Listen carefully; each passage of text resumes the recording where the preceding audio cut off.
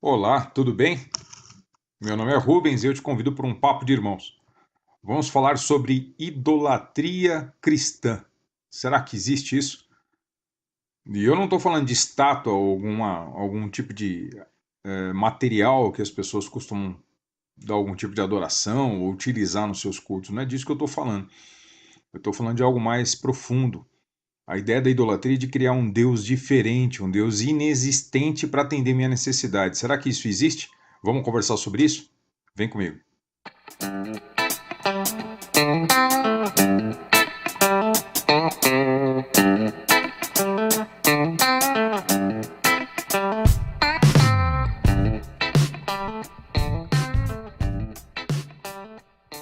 Então, em primeiro lugar, eu quero pedir desculpa às pessoas que fazem parte do canal aí, que acompanham a gente. Eu fiquei alguns dias, algumas semanas, na verdade, sem postar vídeo. Eu andei com alguns problemas de saúde. Não só por isso, eu também estava meio sem saber o que falar. E eu fiquei sem postar vídeo. Graças a Deus, eu já fiz uma cirurgia. Estou até aqui ainda, estou com alguns pontos. Mas graças a Deus, estou me restabelecendo totalmente natural, normal para o corpo da gente neste mundo. Não há promessa nenhuma de cura milagrosa, então tá tudo tranquilo comigo. Eu quero falar da idolatria. A idolatria nós conhecemos, e a maioria de vocês vai lembrar do texto de Êxodo, né? No capítulo 20, de 3 a 6, que fala: Não terás outros deuses diante de mim. Não farás para ti imagem de escultura, nem alguma semelhança do que há em cima nos céus, nem embaixo da terra, nem nas águas debaixo da terra. Não te encurvarás a elas, não te encurvarás a elas, nem as servirás. Porque eu, o Senhor teu Deus, sou Deus zeloso, que visita a iniquidade dos pais nos filhos, até a terceira e quarta geração daqueles que me odeiam, e faço misericórdia a milhares do que me amam e aos que guardam os meus mandamentos. Muito bem. Você vê que no início a idolatria em si não é fazer a estátua, não é fazer um objeto. A idolatria em si é você gerar dentro do seu coração um Deus que não existe. Isso tem a ver com paganismo. A palavra paganismo, que vem pagão, vem da ideia do camponês. Então, o que acontecia? No início, as pessoas plantavam, né? Quando as pessoas deixaram de ser nômades, começaram a se estabelecer nos locais, elas plantavam, e isso elas podiam fazer. O que elas não podiam fazer era controlar a chuva, controlar o sol, controlar o frio, o calor. Isso dependia de algo além delas. Então, elas começaram a voltar a sua atenção para os céus e pedir para que estes seres que controlavam isso os abençoassem. Então a ideia é o que é? Eu preciso comer, eu preciso receber da terra o que eu tenho plantado. Por favor, faça alguma coisa. Eu te ofereço isso, eu te ofereço aquilo. Então a ideia do paganismo são divindades que não existem, deuses que não existem, porque são controlados de forma natural pelos elementos que o próprio Pai criou, que Deus criou de fato. E então eu não tenho que oferecer nada por isso. Veja que a ideia é você ter uma divindade que atenda à sua necessidade. Foi assim que nasceu essa ideia de você idolatrar deuses, ou seja, criar ídolos que não existem, deuses que não existem, para atender à sua necessidade. Deus sempre se colocou, obviamente, contra isso, porque acreditar nisso é acreditar numa mentira. Ele é o único Deus verdadeiro. Eu vou citar aqui um exemplo de uma passagem que o profeta Ezequiel falou, que Deus falou pelo profeta Ezequiel no capítulo 14. Vocês vão entender mais para frente. Leia comigo aí, 14 do 3 ao 10. Filho do homem, estes homens levantaram os seus ídolos nos seus corações, e o tropeço da sua maldade puseram diante da sua face. Devo eu, de alguma maneira, ser interrogado por eles? Portanto, fala com eles e dize-lhes: Assim diz o Senhor Deus: qualquer homem da casa de Israel que levantar os seus ídolos no seu coração e puser o tropeço da sua maldade diante da sua face, e vier ao profeta, eu, o Senhor, vindo ele, lhe responderei conforme a multidão dos seus ídolos. Ou seja, Deus está dizendo que vai responder a ele conforme os ídolos que no coração dele ele criou responderiam. Olha só que situação. Para que eu possa apanhar a casa de Israel no seu coração, porquanto todos se apartaram de mim para seguirem os seus ídolos. Portanto, dize a casa de Israel: Assim diz o Senhor Deus: Convertei-vos e tornai-vos dos vossos ídolos, e desviai os vossos rostos de todas as vossas abominações. Só um minuto. Isso. Porque qualquer homem da casa de Israel e dos estrangeiros que peregrinam em Israel e se alienaram de mim e levantaram os seus ídolos no seu coração e puseram o tropeço da sua maldade diante do seu rosto e vieram ao profeta para me consultar por meio dele, eu, o Senhor, lhe responderei por mim mesmo e porei o meu rosto contra tal homem e o assolarei para que sirva de sinal e provérbio e arrancá-lo-ei do meio do meu povo e sabereis que eu sou o Senhor. E se o profeta for enganado e falar alguma coisa, eu, o Senhor, terei enganado o profeta. E estenderei a minha mão contra ele, e destruí-lo-ei do meio do meu povo de Israel. E levarão sobre si o castigo da sua iniquidade. O castigo do profeta será como o castigo de quem o consultar. Olha o que Deus está dizendo, que aquele que passa, então, a levantar ídolos no seu coração, passa a criar, né, ideias de deuses que não existem, para servi-los, porque esses deuses atendem à necessidade deles, ou seja, é a maldade do coração deles, é o que ele quer, é o que ele deseja. Então esses deuses servem a isso, aos propósitos do seu próprio coração. Para isso que servem os deuses, criados pelo homem. E esse homem, depois ainda de se envolver com esse tipo de coisa, vai procurar o verdadeiro Deus para ouvir dele alguma coisa. Deus vai enganá-lo. Né? Deus vai usar ele como exemplo.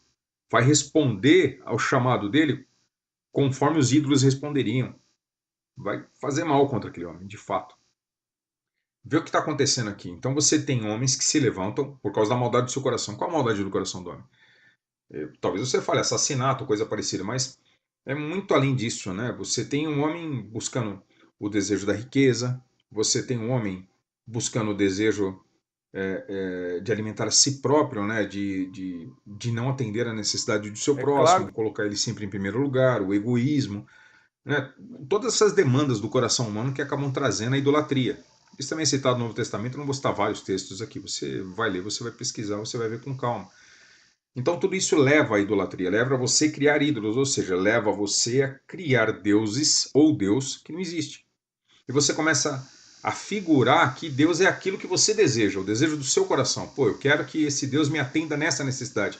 Então você cria, imagina na sua cabeça que esse Deus existe e passa a adorá-lo. Isso é um ídolo. Se ele não é o Deus verdadeiro, se ele não se revelou da forma que você acredita que ele não é verdadeiro, ele é falso. Isso é idolatria, mesmo cristã. Está entendendo o que eu quero dizer? Vou dar um exemplo para você.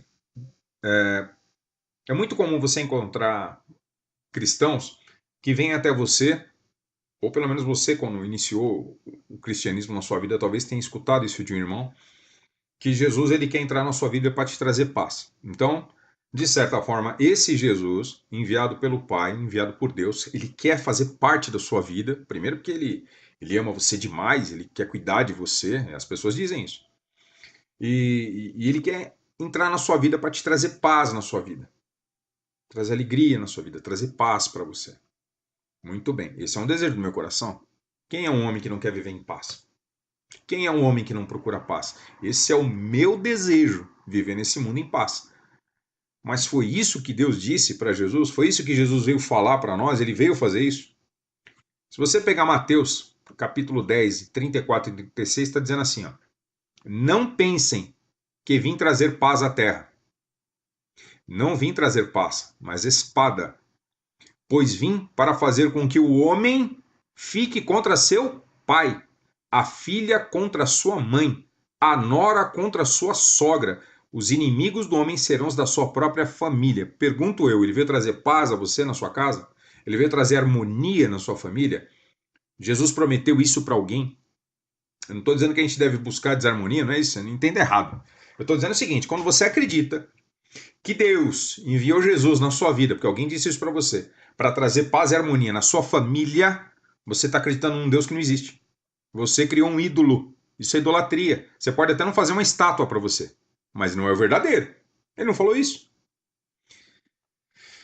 Vamos ver se na família de Jesus era assim, se existia paz na casa dele, como dizem que ele quer colocar na sua. Em Marcos capítulo 3, verso 20 e 21, você vai encontrar o seguinte texto. Então Jesus entrou numa casa e novamente reuniu-se ali uma multidão, de modo que ele e os seus discípulos não conseguiam nem comer. Isso foi em Cafarnaum. Quando seus familiares ouviram falar disso, saíram para prendê-lo, pois diziam, ele está fora de si. Você está entendendo o que está acontecendo? Então os familiares de Jesus estavam em casa. Chegou a notícia para ele que Jesus estava em Cafarnaum pregando num determinado local, numa casa lá. Quando eles ouviram falar disso, eles saíram para prender ele. Meu, ele está em tal lugar, vamos prendê-lo. Ele está louco, ele está fora de si, o que ele está fazendo está errado. Olha que loucura, meu. Presta atenção no que eu estou te falando. Ele veio trazer. Quando Jesus, na casa dele, havia harmonia, havia paz entre eles? Acho que não, né? No mesmo capítulo, no verso 31, chegam os familiares no lugar onde ele estava. Leia comigo no 31 em diante. Então chegaram a mãe e os irmãos de Jesus. Muito bem, quem eram os familiares que saíram para prender porque dizia que ele estava fora de si? A mãe e os irmãos. Então a mãe de Jesus, a Maria, e os seus irmãos saíram para prender Jesus porque ele estava louco. Na opinião deles, ele estava fora de si. De novo. Então chegaram a mãe e os irmãos de Jesus, ficando do lado de fora, mandaram alguém chamá-lo. Havia muita gente assentada ao seu redor e lhe disseram: a tua mãe e os teus irmãos estão lá fora e te procuram. Quem é minha mãe e quem são meus irmãos? Perguntou ele. Então olhou para os que estavam assentados ao seu redor e disse: aqui estão minha mãe e meus irmãos. Quem faz a vontade de Deus, este é meu irmão, minha irmã e minha mãe. Vou repetir para você. Então estavam lá os familiares de Jesus dentro da casa. Chegou a notícia: olha, Jesus está pregando lá em Cafarnaum. O quê? Vamos prendê-lo. Mãe, vamos lá prender Jesus, meu. Filhos, vamos lá prender seu irmão. Seu irmão tá louco, tá fora de si. Isso é paz. Quando eles chegaram para prendê-lo, ele não atendeu eles. Ele falou: quem? Quem é minha mãe e meus irmãos, meu? Minha mãe e meus irmãos são esses aqui. Não são esses que estão aí fora, não. Era a mãe e os irmãos carnais de Jesus. Estavam lá fora. Ele não deu atenção. Agora eu te pergunto. Perdão. Quando ele terminou essa pregação lá, em algum momento ele voltou para a casa dele. Como é que estava a casa dele? Estava em tudo e paz? Será que quando ele chegou, receberam ele na porta? Meu filho querido, há quanto tempo não vejo você? Vem cá, mamãe vai cuidar de você. Ô, meu irmãozão querido, vem aqui, meu irmão mais velho. Eu vou cuidar de você, você é um cara legal. Será que existia isso na casa dele? Então por que estão falando para você que Deus prometeu que Jesus vai trazer isso na sua casa? Isso é verdade ou é mentira? Se é mentira, você está acreditando num ídolo, porque não existe. É um Deus falso, uma idolatria cristã. Vamos ver um outro exemplo. Olha só como é que era o relacionamento de Jesus com os irmãos dele. João capítulo 7, do verso 1 ao 6. Depois disso, Jesus percorreu a Galileia, mantendo-se deliberadamente longe da Judéia. Ou seja, deliberadamente, ele intencionalmente não chegou perto da Judéia. Porque ali os judeus procuravam tirar-lhe a vida. Então Jesus estava lá na Judéia, mas não quis chegar. Aliás, ele estava na Galileia, mas ele não quis chegar perto da Judéia, porque ele sabia que se ele pusesse o pé lá, os judeus estavam querendo matá-lo, então ele não chegou perto. Mas ao se aproximar a festa judaica dos tabernáculos, os irmãos de Jesus lhe disseram: você deve sair daqui e ir para a Judéia, para que os seus discípulos possam ver as obras que você faz. Ninguém que deseja ser reconhecido publicamente age em segredo. Visto que você está fazendo essas coisas, mostre-se ao mundo, pois nem os irmãos criam nele. Você entendeu o que está acontecendo aqui? Jesus está em casa, no meio dos irmãos. Os irmãos olham para ele, sabendo que estavam querendo matá-lo na Judéia, falou o que para ele? Ô meu, você vai ficar fazendo esses sinais milagrosos que você faz aqui? Vai fazer no meio da Judéia, meu. Vai lá fazer para o meio dos seus discípulos verem. O que os irmãos queriam que acontecesse com Jesus? Que ele morresse. Os irmãos de Jesus estavam desejando a morte dele. Vai lá no meio da Judéia lá. Você não é o cara? Você não fica fazendo milagre aí? Vai fazer aqui escondido em casa? Vai fazer no meio dos seus discípulos para eles verem? Não adianta fazer escondido. Vai lá e falavam por quê? Porque não acreditavam nele. Porque sabiam que quando ele chegasse na Judéia seria morto. Tem paz na casa de Jesus? Agora olha que interessante a resposta que Jesus dá para eles. Lembre, isso está no João, capítulo 7, do 1 ao 6.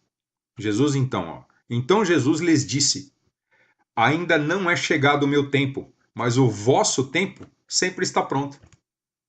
Chegou minha hora ainda não, irmão, mas a sua hora é qualquer hora. Foi isso que Jesus disse para eles. Esse é o verdadeiro Jesus, essa é a verdadeira história que aconteceu dentro da casa dele. Eu tenho que acreditar neste, porque esse é o verdadeiro. Eu não tenho que gostar, não tenho que concordar, eu tenho que aceitar. É assim. Agora, você crê num outro, idolatria. Você cria um ídolo. Ele não existe e você inventou. Por quê? Porque você quer um que atenda a sua necessidade. E a sua necessidade é viver em paz com seus familiares. Então esse Jesus não serve para você. Então você tem que inventar um outro. Esse outro é uma idolatria, não existe. É só alguns pontos que eu quero chamar a sua atenção. Você quer ver um outro exemplo? Eu tenho visto uma senhora falar para um filho, é um filho dela muito perdido na vida, né? Um filho que se perdeu, não está nem um pouco preocupado com os mandamentos de Deus, não está nem um pouco preocupado em fazer a vontade de Jesus, não está nem um pouco preocupado em se converter das suas más atitudes. Muito pelo contrário. Muito pelo contrário. Mas a mãe tem um coraçãozinho dela, né, de mãe, e fica lá escrevendo para o filho, falando com, olha, Jesus te ama, Jesus, eu te amo e Jesus te ama também. E fica nessa história. Veja bem, existe um ato de amor que Deus, Jesus, fez ao mundo. Ele entregou a sua própria vida. Em amor, é um amor universal ao mundo. É um ato de caridade que ele fez, é um amor. Mas não é um ato individual, não é um cuidado especial que Jesus teve com determinada pessoa. É um ato para todos aqueles, que vai atingir todos que creiam nele e que acabem se convertendo das suas más obras. Então, mas foi um ato de amor ao mundo. Atende a qualquer um, é um ato. Mas não é um amor individual, você está entendendo a diferença? Agora, quanto a esse amor individual que essa senhora, e muitos aí ficam inventando, né? Ó, Jesus te ama. A pessoa vai na rua, o cara lá tá na impiedade, vivendo como quer, não tá nem aí preocupado com Deus. A pessoa vira para ele, ó, Jesus te ama. Ô, meu amigo, esse Jesus aí que diria para essa pessoa, eu te amo, isso é idolatria. Você tá criando um Jesus que não existe. Existe a atitude de Jesus de pregar ao próximo, seja quem for. Isso não muda. Isso é um ato de amor, sim. Mas esse amor que as pessoas tentam colocar na cabeça, olha, Jesus está lá preocupadinho com você. Olha lá, Jesus está seguindo você na sua vida, aparando suas quedas, tentando te ajudar, porque ele gosta muito de você. Porque essa é a ideia que está na cabeça das pessoas. Isso não é verdade. Isso é um ídolo. Isso não existe. É uma imagem do verdadeiro. O verdadeiro não é assim. Você pega, por exemplo, em João 14, do 21 ao 23, está assim, ó. Jesus dizendo: quem tem os meus mandamentos e lhes obedece, esse é o que me ama. Aquele que me ama será amado por meu Pai, e eu também o amarei e me revelarei a ele. Tem uma outra passagem que vem na minha cabeça que não está anotada aqui, que fala assim, ó, muitos naquele dia me dirão, Senhor, Senhor, fizemos isso, fizemos aquilo. Ele fala assim, eu nunca vos conheci. O cara tá lá pregando o evangelho. Preste atenção. O cara prega o evangelho, o cara faz milagre, o cara, ele tá lá expulsando demônios. Chega para Jesus, não, eu fiz tudo isso, eu estava ali com você, eu estava ali do seu lado. Jesus olha para ele, eu não te conheço, eu não sei quem você é. Você é praticante de iniquidade, você vive como se não tivesse norma a ser seguida, como se não tivesse meus mandamentos a cumprir. Eu não te conheço. Aí a pessoa anda na rua com essas pessoas aí que não estão nem aí para Deus, essa senhora, por exemplo, com o filho dela, e fala, Jesus te ama. Querendo botar na cabeça dessa pessoa que Jesus está lá, que nem um idiota, chorando, preocupado com essa pessoa, que não está nem aí para ele. Da onde ela tirou isso, eu não sei. Esse foi o Deus que ela criou no coração dela. Isso é idolatria cristã. É um ídolo. Não existe. Você entendeu? Você pode levar isso para todas as áreas. Você quer ver um outro exemplo? Mateus 6, 31, 32. Isso aqui é muito interessante, porque esse é um ídolo que sempre existiu, sempre vai existir. Disse Jesus, portanto, não se preocupem dizendo, que vamos comer, ou que vamos beber, ou que vamos vestir, pois os pagãos é que correm atrás dessas coisas, mas o Pai Celestial sabe que vocês precisam delas. É para você estar perturbando Deus com o que você precisa nessa terra, de necessidade humana? Não, faz a sua parte, vai arrumar seu trabalho, vai fazer suas coisas e não perturba Deus, ele sabe que você precisa, não é para você ficar pedindo para ele. Quem está preocupado com isso, oh, Senhor, Senhor, Senhor, quem está arrumando ídolo para ficar oferecendo coisas para esse Senhor atender essas necessidades, para ter ganho, para ter melhores condições, são os pagãos, ele falou isso. Você vê gente hoje fazendo corrente de oração para melhorar de vida, gente que fica implorando para Deus para abrir negócio, para dar certo um negócio, para conseguir se dar bem financeiramente, para a empresa sair do buraco. Quando foi que Jesus disse para você se preocupar com isso em relação a Deus? Para você ficar lá para Deus, Deus isso, Deus aquilo. Ele manda você procurar o reino dos céus, o resto das coisas é acrescentado, não é para você perturbar. Imagina você sendo pai, você tem um filho dentro de casa, você sabe suas obrigações. Seu filho chega de manhã, 10 horas da manhã. Pai, meio-dia e pouco a gente vai almoçar, eu vou precisar de almoço, dá para você arrumar para nós? Pô, eu sei que ele precisa almoçar, não precisa ele ficar me perturbando. Eu sei das minhas obrigações. Deus sabe o que ele faz ou não por aqueles que seguem o filho dele. Eu não tenho que perturbar ele com isso. É um mandamento. Jesus falou para não me preocupar, que quem se preocupa com isso é pagão. Isso quer dizer que é para não trabalhar? Tipo, para eu ficar na rede o dia inteiro e não tô nem aí. Não é isso que ele falou. Ele diz que não é para me preocupar em relação a ficar batalhando junto a Deus essas coisas. Veja que quando eu tenho a ideia de que eu preciso cativar esse Deus por meio de Jesus para obter essas vantagens financeiras, terrenas, materiais, eu estou criando um ídolo. Por quê? É a necessidade do meu coração. Eu quero me dar bem. Eu quero viver uma vida melhor. Eu quero ter um bom carro, ter uma boa casa, eu quero viver bem. Então eu preciso de um Deus que atenda essa minha vontade. Então eu vou criar um Deus que atenda isso. O nome dele é Jesus, o nome dele é Deus, não importa, é o mesmo nome, mas é outro, porque o verdadeiro não falou isso. Pelo contrário, o verdadeiro onde ele chegava, quem tinha, abria a mão do que tinha para dar para os outros. Olha a diferença. Enquanto os de agora estão atrás deste mesmo, eles dizem que é o mesmo, Jesus, para acrescentar, os de lá abriam mão. Está muito diferente. Então você vê que eu peguei 3 áreas apenas: paz na casa, né? Jesus te ama e a prosperidade. Mas você vai pegar em várias áreas. Porque a ideia central da idolatria, ou seja, de você criar ídolos, criar deuses que não existem, é a ideia deste ídolo servir a sua necessidade. Enquanto que o cristianismo verdadeiro, o Pai verdadeiro, o Deus verdadeiro, o Messias que veio à Terra te ensinar a servir esse Deus é um filho que está preocupado em agradar o Pai, não é um filho que está preocupado em ser agradado pelo filho. Perdão, não é um filho que está preocupado em ser agradado pelo Pai. Veja que são valores diferentes e opostos. Enquanto o cristianismo pagão, o cristianismo idólatra, cria um Deus para atender à sua própria necessidade, o verdadeiro cristianismo ele abre mão da própria vida, abre mão dos próprios desejos, valores, felicidades para atender à vontade daquele Deus. Então é a vontade daquele Deus que importa, não a minha.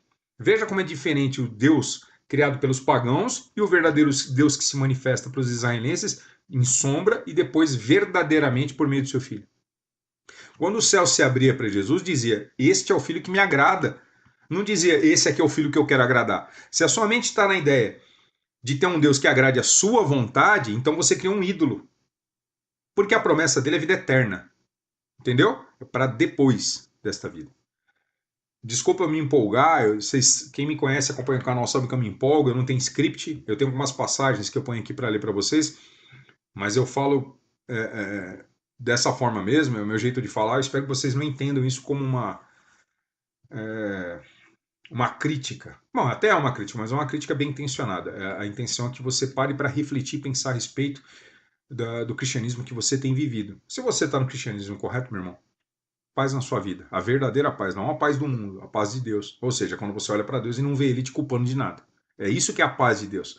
É quando o Espírito promove na sua vida a ausência do pecado para que você não se sinta culpado diante do seu Pai. E você tenha a paz com Ele. Essa é a paz de Deus. A paz do mundo é outra. É dinheiro, saúde, prosperidade, paz na casa. Isso é o que os pagãos procuram. Não vamos ser um deles. Tá bem? Eu espero que esse vídeo não seja conclusivo na sua vida, que seja apenas uma forma de se meditar sobre essas coisas. Eu espero que o verdadeiro Jesus se revele na sua vida por meio da sua obediência aos mandamentos dele e que você prospere na sua vida cristã, não na sua vida financeira, tá bem? Paz na sua casa, a paz que vem do Pai e não do mundo. Um abraço.